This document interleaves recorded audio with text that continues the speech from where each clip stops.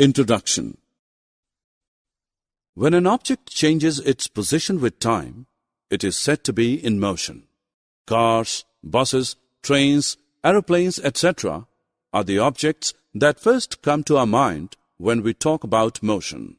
However, yet another object has motion. Try to recall a big grandfather clock. Do you remember seeing at the bottom of the clock a long stick with a ball attached? That is a pendulum. It moves back and forth in harmony with the tick-tocks of the second hand. In this lesson, we discuss the simple pendulum, or simply the pendulum. Objectives. At the end of this lesson, you'll be able to describe a simple pendulum, define oscillatory motion and time period of a simple pendulum, differentiate between uniform and non-uniform motion, plot distance time graph.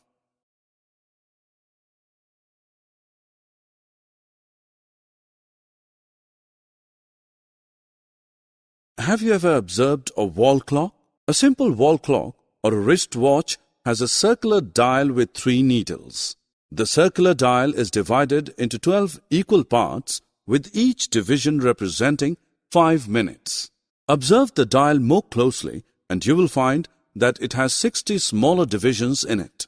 A single small division represents 1 minute. The longest needle, which moves the fastest, is known as the second hand. It completes 1 revolution in 1 minute. The smallest needle, which is also the slowest, is called the hour hand. It completes 1 revolution in 12 hours. The needle smaller than the second hand and longer than the hour hand is the minute hand. It moves slower than the second hand but faster than the hour hand. It completes 1 revolution in 1 hour. A simple pendulum consists of a small metallic ball suspended by a thread. The metallic ball is called the bob of the pendulum. The thread by which a bob is suspended is loose at the lower end and is fastened at the top to a stand. When the pendulum is not moving, it is said to be at rest. This position of rest is also known as the mean position or the equilibrium position of the pendulum. Suppose the bob of a simple pendulum is in equilibrium. If we now take it to one side, left or right, and release it, it begins to move to and fro. This to and fro motion of a simple pendulum is called the oscillatory motion. 1 full to and fro motion of the pendulum is called an oscillation. The pendulum completes 1 oscillation when its bob, starting from its equilibrium position O, moves to one extreme position A, from there to the other extreme position B, and then back to O.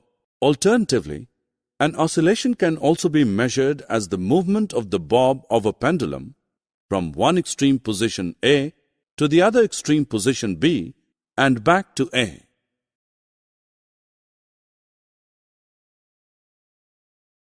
The time taken by the pendulum to complete 1 oscillation is called its time period.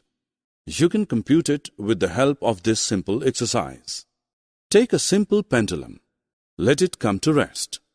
Identify the equilibrium position O on the ground below. Now take the bob to one extreme position A and identify it on the ground below. Start a stopwatch and release the bob at the same time. When the bob comes back to the extreme position A, note the time on the stopwatch. Repeat the activity. This time, start from the equilibrium position O. Note the time taken by the pendulum to complete the 1 complete oscillation from O to A to B, B to O. The time so recorded is the time period of simple pendulum. Motion can be classified as uniform or non-uniform depending on the speed of an object. If the speed of an object moving along a straight line keeps changing, its motion is said to be non-uniform. A bus, for example, moves at varying speeds over varying stretches on its long route. Hence, its motion is non-uniform. If an object moves along a straight line at a constant speed, then it is said to be in uniform motion. A car, for example, may maintain the same speed when it covers a short distance. Motion of objects can be presented in pictorial form with the help of distance-time graph. For this purpose, first draw a horizontal line to represent the x-axis and a vertical line to represent the y-axis and mark them as OX and OY. Measure time along the x-axis and distance along the y-axis. Mark values for the time and the distance on the respective axes. Now plot the points on the graph paper, each pointer presenting a specific combination of distance and time values. Join all the points on the graph to get a linear distance-time graph, which shows that the vehicle is moving at a constant speed. From this graph, we can calculate the distance covered by vehicle at a particular moment. We can calculate the time at a particular distance from the starting point. In the same way, we can calculate speed also.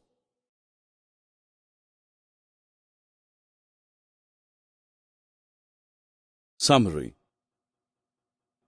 Let us summarize what we have learned.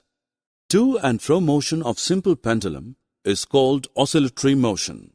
Time taken by simple pendulum to complete one oscillation is called time period of simple pendulum. If an object moves along a straight line at a constant speed, its motion is said to be uniform. If an object moves along a straight line at a speed that keeps changing, its motion is said to be non-uniform. Motion of objects can be presented in pictorial form by their distance-time graph. The distance-time graph for the motion of an object moving with constant speed is a straight line.